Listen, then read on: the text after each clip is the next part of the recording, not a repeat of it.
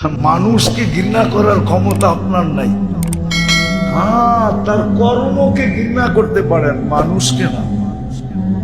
তার তার কর্মকে ঘৃণা করতে পারেন, আমি মানি, কিন্তু মানুষকে না।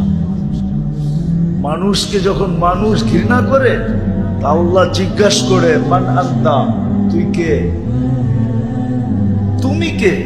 আখালাক্তাহু, তুমি কি একে তৈরি করছো? আর তুরজিকুহু, তুমি কি একে রিজিক দাও?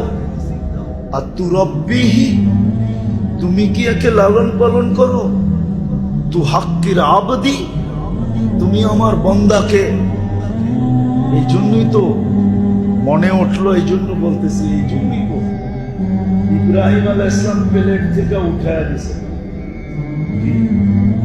মেহমান ছাড়া খাইতেন না, তো দুপুরে মেহমান ধরা নিয়ে আসছে, প্লেটে বসছে, জিজ্ঞাসা করছে, কার ইবাদত করিস?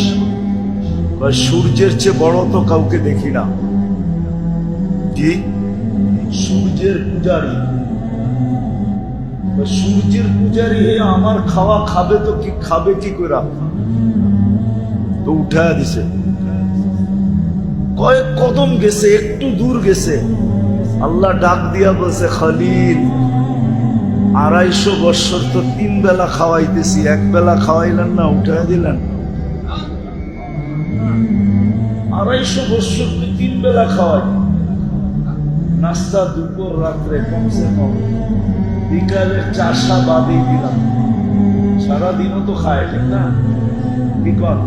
ওই যে দেখেন এখনো পাঞ্চা পাইতেছে, সারাদিনই তো খাইতেছে, ঠিক না? হ্যাঁ, কিন্তু উল্লেখযোগ্য বেলা কয়টা? 3 বেলা খাওয়াই, 1 বেলা খাওয়াইলেন না, বাস ইব্রাহিম আলাইহিস সালাম তো দৌড় পিছে ধরছে, চল ভাই খাইতে। তুমি কি করে ভাবলা আমি এত নির্লজ্জ, আবার ডাকলে যাবো? তুমি কি এতটুক বিশ্বাস করো না আমার একটা আত্মমর্যাদা আছে?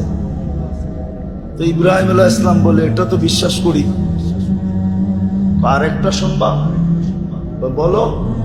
আমিও জানি তুমি আমার পিছে দৌড়ানোর মানুষ, কিন্তু দৌড়াইয়া আসলা কেন এটা বলো। আমারও কিন্তু আত্মমর্যাদা আছে, আমি নির্লজ্জ না, তোমার প্লেটে যাওয়ার লোক আমি না। আর আমি এটাও বিশ্বাস করি তুমি আমার পিছনে দৌড়ানোর লোক না। কেন প্লেট থেকে উঠে দিছ, আবার আমার পিছে দৌড়ে আসবে, তো আসবে কি করে? ঘটছে কি এটা বলো। ইব্রাহিম আলাইহিস সালাম চোখের পানি ছেড়া দিয়া বলছে, সত্য বলছিস, আমি তোর পিছে দৌড়ানোর লোক। কিন্তু মালিক দৌড়ায় দিছে, কি করব? মালিক দৌড়ায় দিছে, কি করব? মালিক বলছে দৌড়ায় যা। বলছে কোন মালিক? যে তোকে পয়দা করছে আল্লাহ।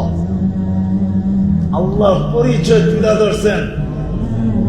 তো সূর্যের পূজারী বলে প্লেটে যাব, কিন্তু আগে হাতটা দে ওই মালিকের উপর ইমান আইনা, তারপরে যাব।